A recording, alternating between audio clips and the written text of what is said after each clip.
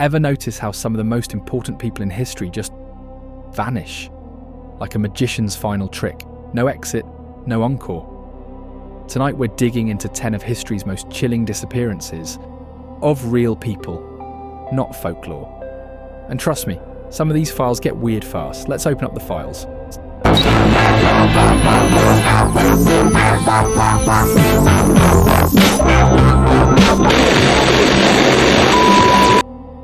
Let's start with Ambrose Bierce, the Civil War veteran turned author who gave us some of the darkest short stories in American literature. In 1913, at the age of 71, Bierce packed up and headed to Mexico. He told friends he was going to observe Pancho Villa's revolution firsthand. But beyond a few cryptic letters, Bierce was never heard from again. No body, no conclusive sighting, nothing. What's eerie is how on brand this was for him. Bierce spent his life writing about death, illusions, and moral decay. He ended one of his final letters with, "As to me, I leave here tomorrow for an unknown destination." Poetic or planned? Theories range from execution by revolutionaries to a deliberate vanishing to orchestrate his own legend. Some even claim he died performing a ritual in the desert. Whatever happened in Mexico, Bierce disappeared as sharply as he spoke, into silence. Ludwig II of Bavaria, aka the Mad King, didn't just love castles, he built elaborate dream worlds out of them. But in 1886, his fantasies ended with a cold splash. Declared insane and deposed, Ludwig was taken to Castleberg under tight watch. Days later, his body was found in a nearby lake, alongside his psychiatrist. Here's the twist: no one saw what happened, and both bodies were strangely uninjured, despite drowning being the official cause. More suspicions spiraled when royal guards reported unusual orders and missing documents. Ludwig had political enemies and a flair for melodrama. Was it a royal execution, masked by mystery? Or did the king stage his own end? Some locals still believe Ludwig faked his death and fled into exile, aided by loyalists who despised the modernising government. Either way, if you're building castles in the sky, don't let them catch you coming down. Roald Amundsen is the guy who beat everyone to the South Pole and then vanished into thin air. In 1998, Amundsen set off in a seaplane to rescue a friend from a failed Arctic expedition. He left Tromsø, Norway, and that was it. No wreckage, no signal, no survivors. Search parties scoured miles of unforgiving ice, but the polar winds had swallowed every trace.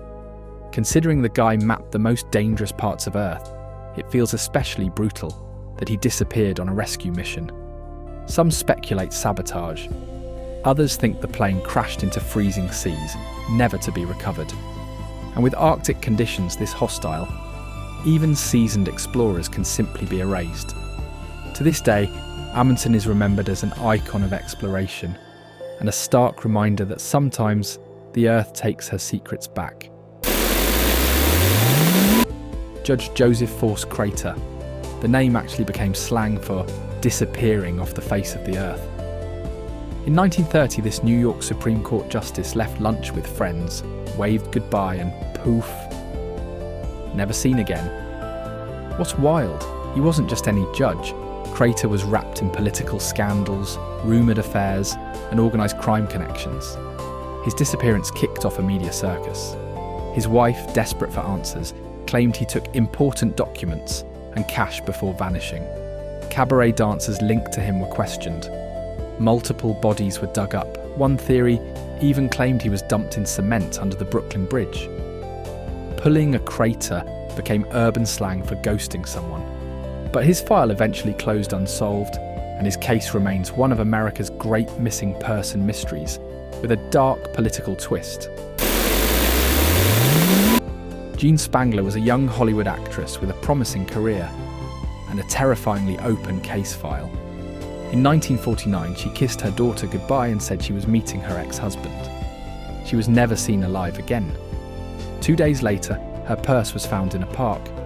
Inside, a cryptic, unfinished note. Kirk can't wait any longer. Going to see Dr. Scott. It'll work best this way while Mother is away. That's chilling. Some think Kirk meant actor Kirk Douglas. Others suspect a secret abortion gone horribly wrong. Her ex had a record. The mob was active in LA at the time. Despite nationwide headlines and multiple leads, Spangler stayed lost. A beautiful face in missing posters, a name behind a haunting note, and a chapter of Forgotten Hollywood darker than any script. Harold Holt was Australia's Prime Minister until the ocean swallowed him. In 1967, Holt went for a swim at Cheviot Beach, known for its violent currents. He never came back. Multiple rescue teams searched for days. Not a shred of clothing, no body, nothing. Naturally, rumours exploded. Some believe it was an elaborate suicide. Others are more creative. There's an actual theory that he was a Chinese spy, extracted by submarine. Australia even jokes about it. They built a swimming pool named after him. What's disturbing is that in diary entries, Holt had expressed paranoia and exhaustion. Some suggest government pressure or surveillance drove him off. But officially, despite sitting at the top of the country, his loss remains unsolved. Disappearing while holding office, that's eerie power and eerie silence. Lord Lucan, British aristocrat, convicted in the court of public opinion, but never legally found. In 1974, his children's nanny was beaten to death in his home. His wife survived the attack. Lucan said nothing, fled, gone. His car was later found abandoned and bloody near a coastal town. Theories ran wild: suicide, foreign escape, identity swaps. Supposed sightings poured in from Australia to South Africa. Some say he lived for decades as a mysterious man in Goa, India. Police never confirmed. Lucan was declared legally dead in 1999. But if he was killed, where's the body? And if he lived, who protected him? Vanishing after a murder isn't just cold, it's calculated. And Lucan's vanishing act lives on like a cracked mirror of nobility gone very wrong.